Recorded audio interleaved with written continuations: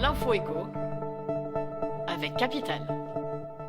Le chiffre du jour, 1%, c'est le taux que vous pouvez espérer obtenir en ce moment pour votre crédit immobilier, voire même moins. Évidemment, les meilleurs dossiers avec de solides revenus et des apports conséquents passeront devant.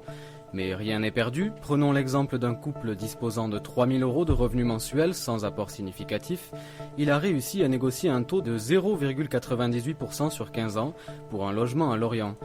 Et même si vous n'obtenez pas de telles promos, les taux restent globalement très bas, comptez en moyenne 1,30% sur 15 ans, 1,50% sur 20 ans et 1,70% sur 25 ans.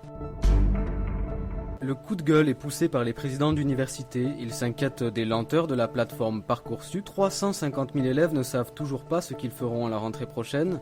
Parmi eux, certains candidats restent en attente en espérant avoir une meilleure formation.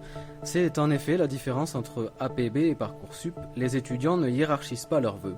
Ils peuvent valider une formation tout en attendant de remonter sur la liste d'attente d'une autre. Une organisation qui tourne au casse-tête pour les universités. Elles se trouvent elles aussi dans l'incertitude pour certaines filières. Elles redoutent de se retrouver au dernier moment avec des classes qui ne seront pas remplies.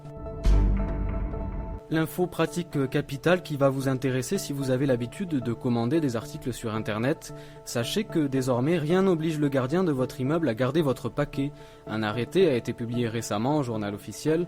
Les concierges ne sont donc plus tenus de réceptionner les colis et courriers qui nécessitent une signature. C'est pareil pour les colis de plus de 30 kg. Alors au passage, n'oubliez pas de sourire au gardien de votre immeuble. Enfin, la news high-tech, le célèbre analyste Ming-Chi Kuo a livré de nouvelles indiscrétions sur le prochain iPhone. D'après lui, Apple devrait sortir 3 modèles, 2 successeurs de l'iPhone X avec 2 tailles différentes, ainsi qu'un smartphone plus abordable.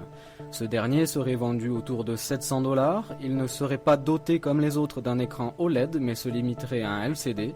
En revanche, Apple mettrait de la couleur. Ce nouvel iPhone sortirait en gris, blanc, bleu, orange et rouge. C'était l'info éco avec Capital.